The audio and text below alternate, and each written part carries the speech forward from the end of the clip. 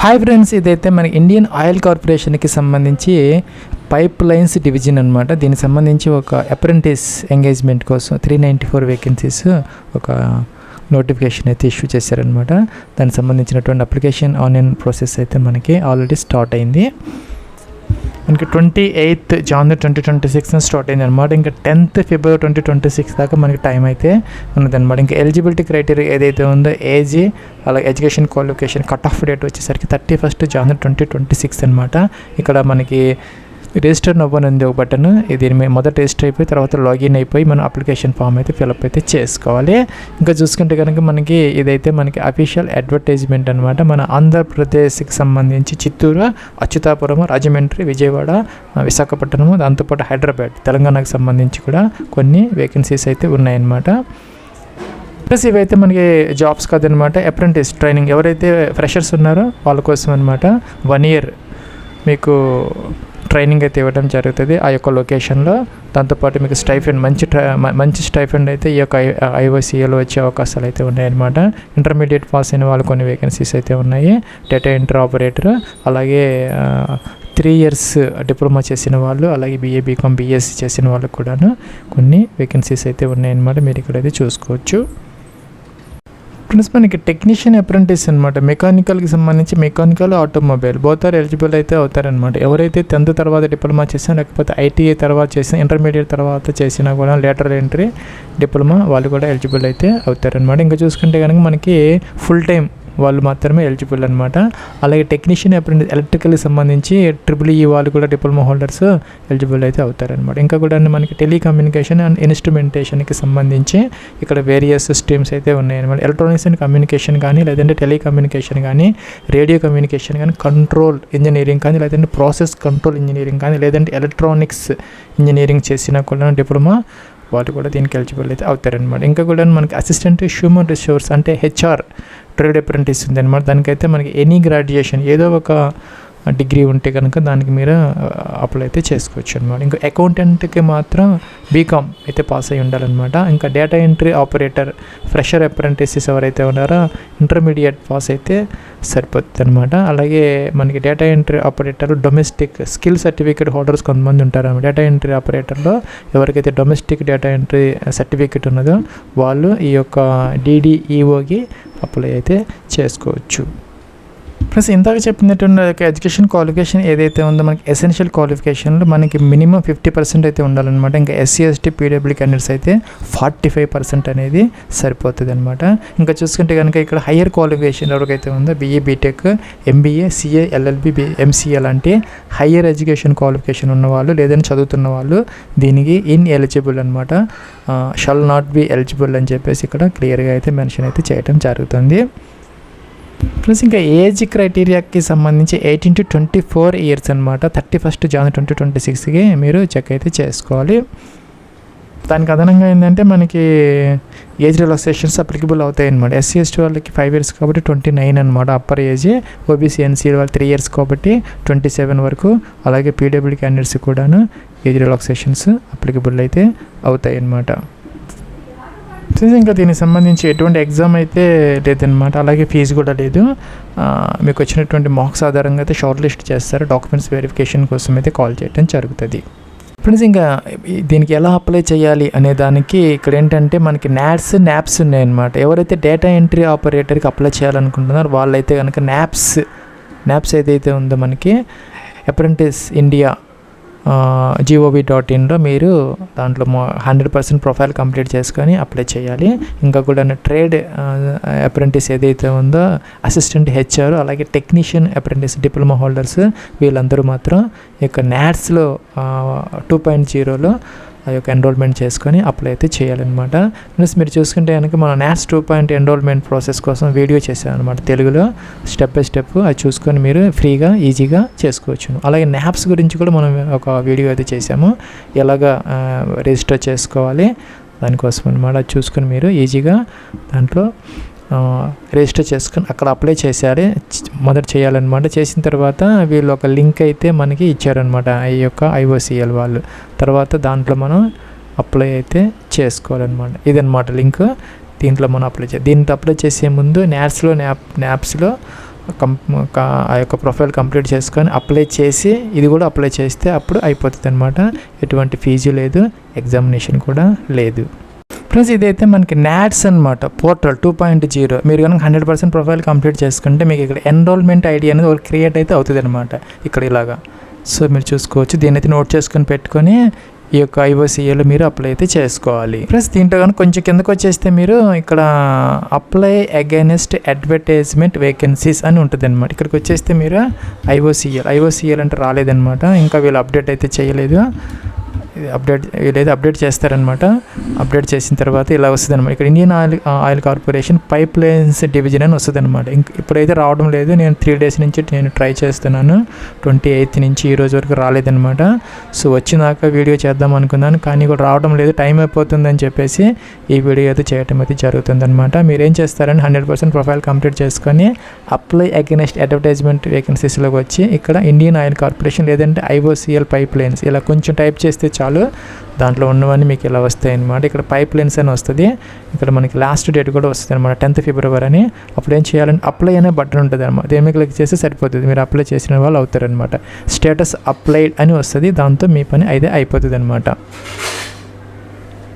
Plus మీరు data entry ఆపరేటర్కి apply చేయాలనుకున్న వాళ్ళు ఏం చేయాలి అంటే ఇదైతే మనకి NAPS అనమాట, and apprenticeshipindia.gov.in. Only data entry operators మాత్రం, మిగతా వాళ్ళందరూ కూడా NAPSలో అప్లై చేసుకోవాలి. ఇక డేటా ఎంట్రీ ఆపరేటర్ అంటే ఇంటర్మీడియట్ బేస్ మీరు అప్లై చేయాలి అనుకుంటే దీన్ని 100% ప్రొఫైల్ కంప్లీట్ చేసుకొని ఇక్కడ మై ఆపర్చునిటీస్ అని ఉంటుంది అనమాట. ఇక్కడ అది తీసుకున్న తర్వాత ఏం చేయాలంటే మీరు ఇక్కడ మనకి నోటిఫికేషన్లో మీరు ఏ రీజన్కి అప్లై చేయాలనుకుంటే ఆ రీజన్కి సంబంధించినటువంటి NAPS లింక్ ఉందన్నమాట. సపోజ్ దీనికైనా ఇక్కడ కాపీ చేసుకోవాలన్నమాట. కాపీ చేసేసి ప్లస్ ఇక్కడ ఈ యొక్క సెర్చ్ బటన్ ఉందన్నమాట కింద, దీంట్లో దాని మీద క్లిక్ చేస్తే మీరు దానికి సంబంధించిన ఐటెం అయితే వస్తుంది మనకి ఇక్కడ ఇలా అనమాట. సదరన్ రీజన్ పైప్ లైన్స్ అని వచ్చింది, దీన్ని క్లిక్ అయితే చేయాలి. ప్లస్ ఇది కూడా అప్డేట్ కాలేదన్నమాట, వీళ్ళు తొందరగా అప్డేట్ చేస్తారని అనుకుంటున్నాను. అయిన తర్వాత ఇక్కడ ఇలా వస్తుంది అనమాట, మీకు చూసుకొని IOCL పైప్ లైన్స్ డివిజన్ అని అప్లై అనే బటన్ ఉంది, దీన్ని క్లిక్ చేస్తే మీరు అప్లై చేసిన వాళ్ళు అయితే అవుతారు. అట్లాగే ఇక్కడ కూడా మనకు ఒక రిజిస్ట్రేషన్ నెంబర్ ఉంటుంది అనమాట, అది నోట్ చేసుకుని పెట్టుకొని దాంట్లో మీరు అప్లై అయితే చేసుకోవచ్చు. ప్లస్ నెక్స్ట్ ఏంటంటే NAPSలో మనం అప్లై చేసాము, ఆ యొక్క ఎన్రోల్మెంట్ నెంబర్ మన దగ్గర ఉందనుకోవాలి, దగ్గర పెట్టుకొని ఏం చేయాలంటే రిజిస్టర్ అవ్వని ఉందన్నమాట. ఇక్కడ ఏంటంటే మీరు దేనికి అప్లై చేయాలి, సపోజ్ ఇక్కడ మెకానికల్ ఉందని డిప్లొమా హోల్డర్స్కి సంబంధించి, అలాగే domestic data entry operator certificate ఉండి ఇంటర్మీడియట్ పాస్ అయిన వాళ్ళైతే ఈ ఆప్షన్ తీసుకోవచ్చు.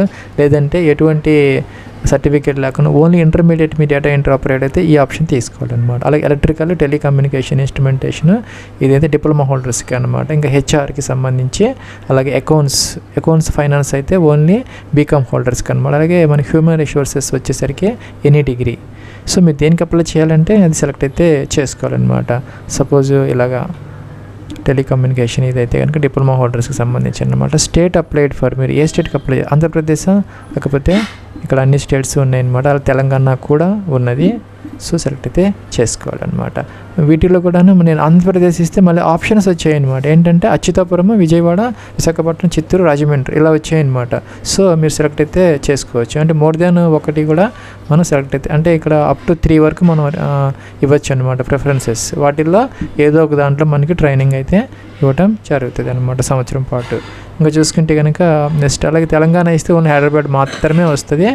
సో అది ఒక్కటి సెలెక్ట్ అయితే చేసుకోవచ్చు అనమాట. క్వాలిఫికేషన్, మీ క్వాలిఫికేషన్ ఏంటంటే డిప్లొమా హోల్డర్ అయితే ఇక్కడ మనం ఏదైతే సెలెక్ట్ చేసుకున్నామో దానికి సంబంధించినవి మాత్రమే వస్తున్నాయి అనమాట, వేరేది రాదు.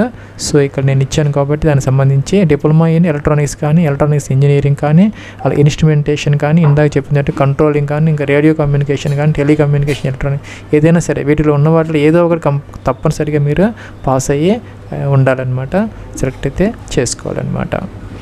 సో అలాగే మీరు వేరే పోస్ట్ ఏదైనా సరే, సపోజ్ ఇక్కడ నేను డేటా ఎంట్రీ ఆపరేటర్ ఇచ్చాను అనుకోండి, ఇస్తే కనుక మన స్టేట్ అడుగుతుంది అనమాట. స్టేట్ అంటే ఇక్కడ మనకి ఆంధ్రప్రదేశ్లో లేదు ఆ పోస్ట్, డేటా ఎంట్రీ ఆపరేటర్ లేదనమాట. సో వేరే స్టేట్స్ ఉన్నాయి, అవి సెలెక్ట్ చేసి, సపోజ్ తమిళనాడు ఉంది, తమిళనాడు తీసుకుంటే కనుక మనకి ఇక్కడ అసనూరు ఉంది, చెంగల్పెట్టు, చెన్నై, మదురై, ట్రిచి, శంకరి, సేలము, అలాగే రామానాథపురం ఇలాగ వచ్చాను. వీటిలో 3 ఆప్షన్స్ మనం ఇవ్వచ్చు అనమాట.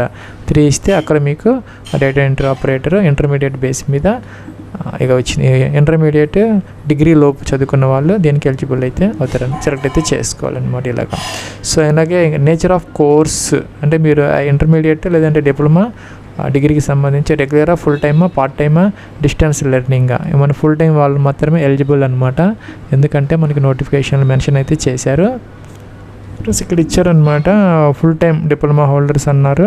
ఫుల్ టైం డిప్లొమా హోల్డర్స్ అట్లాగే చూసుకుంటే ఇక్కడ మనకి ట్రేడ్ అప్రెంటిస్కి సంబంధించి డిగ్రీ వాళ్ళకి ఏం ఇవ్వలేదు అనమాట, ఫుల్ టైం అని ఇవ్వలేదు. ఇంకా చూసుకుంటే మనకి ఇక్కడ బ్యాచిలర్ డిగ్రీ బీకామ్ వాళ్ళకైతే ఫుల్ టైం ఇచ్చారు, డిగ్రీ వాళ్ళకు ఫుల్ టైం ఇచ్చారు అనమాట. ఇంటర్మీడియట్ వాళ్ళకి మాత్రం ఇవ్వలేదు. సో కాబట్టి ఏంటంటే ఇంటర్మీడియట్ అంటే డేటా ఎంట్రీ ఆపరేటర్కి తప్ప మిగతా అన్నిటికీ కూడా ఫుల్ టైం అనేది మెన్షన్ అనేది క్లియర్గా చేశారనమాట. అట్లాగే ఏంటంటే పర్సంటేజ్ కూడా ఇచ్చారు, అంటే మినిమం 50% ఉండాలి, 50% అనమాట. ఎస్సీ ఎస్టీ పీడబ్ల్యూ క్యాండిడేట్స్ అయితే 45% అనేది మనకి సరిపోతుంది అనమాట. సో ఇక్కడ మనం సెలెక్ట్ అయితే చేసుకోవాలన్నమాట. ఇంకో ఏంది వచ్చేసరికి మన ఇంటర్మీడియట్ కాబట్టి పార్ట్ టైం డిస్టెన్స్ అయినా పర్వాలేదు, మిగతా వాళ్ళు మాత్రం ఫుల్ టైం మాత్రమే తప్పనిసరి ఉండాలి. అలాగే మీరు పైది పాస్ అయ్యారని అడుగుతున్నారు, క్వాలిఫికేషన్ ఎస్ పెట్టాలి. సో కిందకి వచ్చేసి date of completion of intermediate degree diploma ఎప్పుడు పాస్ అయ్యారు క్యాలెండర్ ఇచ్చారు, దీని నుంచి మనం సెలెక్ట్ అయితే చేసుకోవాలన్నమాట. ఈ విధంగా సెలెక్ట్ అయితే చేసుకోవాలి. ఇంకా కూడాను have you undergone apprentice training earlier, దీనికి ముందు ఎప్పుడన్నా మీరు అప్రెంటిస్ ట్రైనింగ్ చేశారా ఎక్కడన్నా అడుగుతున్నారనమాట. ఇంకా తప్పనిసరిగా నో పెట్టాలి, ఎస్ పెడితే మీకు ఎలిజిబిలిటీ అనేది ఉంటుంది అనమాట. ఇక్కడ వచ్చి చూసారా రాదు, సో నో పెట్టాలన్నమాట.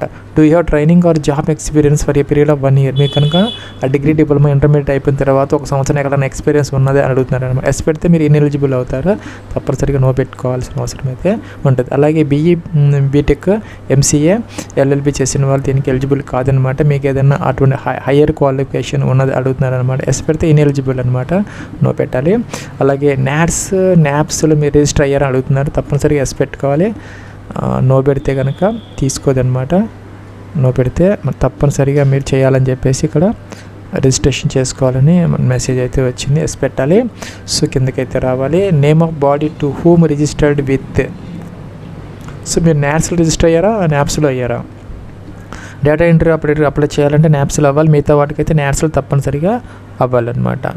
సో పెట్టాలి. రిజిస్ట్రేషన్ నెంబర్ మెన్షన్ అయితే చేయాలి, లేకపోతే ఎన్రోల్మెంట్ నెంబర్ అనమాట. ప్లస్ మీ యొక్క నేమ్ ఏదైతే ఎంటర్ చేశారో ఈ అప్లికేషన్ ఫామ్లో ఫోటో ఐడి ఏదైతే మీరు డాక్యుమెంట్స్ వెరిఫికేషన్ కోసం ఆ టైంలో క్యారీ అనుకుంటున్నారో దాంట్లో ఉన్న నేమ్ ఈ అప్లికేషన్ ఫామ్లో ఉన్న నేమ్తో ఎగ్జాక్ట్గా మ్యాచ్ అయ్యేలాగా చూసుకోవాలన్నమాట. తప్పనిసరిగా ఇక్కడ మనకి నోట్ అయితే ఇచ్చారు స్టార్టింగ్లోనే. సో తర్వాత ఏంటంటే డేట్ ఆఫ్ బర్త్ ఎంటర్ చేయాలి, ఇంకా కేటగిరీ ఎంటర్ చేసుకోవాలి, mobile number email ID verify చేసుకుంటే పాస్వర్డ్ క్రియేట్ చేసుకోవాలి. అలాగే పాస్వర్డ్ యొక్క మన స్పెసిఫికేషన్స్ అయితే ఇచ్చారనమాట. మినిమం మనకి 8 to 15 క్యారెక్టర్స్ అయితే ఉండాలి, ఒక లెటర్, ఒక అప్పర్ కేసు, ఒక లోయర్ కేసు ఇలాగనమాట. 2 times అయితే మనం కన్ఫర్మ్ చేసుకొని ఇక్కడ క్యాప్చా ఎంటర్ చేయాలి. తర్వాత ఏంటంటే టిక్ ఆన్ చేయాలన్నమాట, రిజిస్టర్ అయితే చేసుకోవాలి. ఫ్రెండ్స్ ఇక్కడ మనకి ఒక రిజిస్ట్రేషన్ నెంబర్ అయితే డిస్ప్లే అయింది, పాస్వర్డ్ మనం క్రియేట్ చేసుకున్నాం. పార్ట్ 2కి వెళ్ళాలన్నమాట. Proceed to application part 2. ఇక్కడ ఏంటంటే మనం registration number, password, date of birth enter చేసేసి ఇక్కడ సెక్యూరిటీ కోడ్ ఎంటర్ చేసి సైన్ ఇన్ అయితే అవ్వాలి. ప్లస్ మనకి నెక్స్ట్ అప్లికేషన్ అయితే ఓపెన్ అయిందనమాట. ఇక్కడ ఏంటంటే మనకి ఒక ఓటీపీ అడిగింది, నేను అయితే వెరిఫై చేశాను. ఇక్కడ వచ్చేసరి సేవ్ అండ్ నెక్స్ట్కి అయితే వెళ్ళాలి. ఇక్కడైతే ఫోటోగ్రాఫ్ అప్లోడ్ చేయాలన్నమాట, 20 to 50 KB జేపీజీ ఫార్మేట్. అలాగే సిగ్నేచర్ అప్లోడ్ చేసుకోవాలి, 10 to 30 KB అనమాట. బ్రౌజర్ అని ఫైల్ సెలెక్ట్ చేసుకోవాలి, సేవ్ నెక్స్ట్కి అయితే వెళ్ళొచ్చు. Plus next and gender male or female select అయితే చేసుకోవాలన్నమాట. అది ఇండియన్ నేషనాలిటీ ఎస్ ఆటోమేటిక్గా వచ్చి రిలీజియన్ సెలెక్ట్ అయితే చేసుకోవాలన్నమాట. అలాగే డొమిసైల్ అంటే మీరు ఎక్కడైతే పర్మనెంట్ రెసిడెంట్ స్టేట్గా ఉన్నారో దాన్ని డొమిసైల్ అంటారు, సెలెక్ట్ చేసి చేసుకోవాలి. మీ యొక్క ఫాదర్స్ నేమ్, అలాగే మీ యొక్క మదర్స్ నేమ్, అలాగే కరస్పాండెన్స్ అడ్రస్ అనమాట. డోర్ నెంబర్, ఫ్లాట్ నెంబర్ సహా complete address, district, city, pin code కూడా ఎంటర్ చేయాలి, స్టేట్ అనమాట మీ అడ్రస్లో నుంచి. అలాగే మీ పర్మనెంట్ అడ్రస్గా సేమ్ అయితే టిక్ ఆన్ చేస్తే సరిపోతుంది అనమాట. సో నెక్స్ట్ ఏంటంటే సేవ్ అండ్ నెక్స్ట్. ప్లస్ ఇక్కడ మనకి ఎడ్యుకేషన్ క్వాలిఫికేషన్ అనమాట. 10th class, intermediate, ITI, diploma ఏవైతే మీకు ఏవైతే ఉన్నాయో అవన్నీ ఇక్కడ ఎంటర్ అయితే చేసుకోవాలన్నమాట. Name of the degree diploma ఏదైతే ఉందో అదే అనమాట. అంటే 10th class అయితే 10th class, ఎస్ఎస్సి అయితే ఎస్ఎస్సి అనమాట.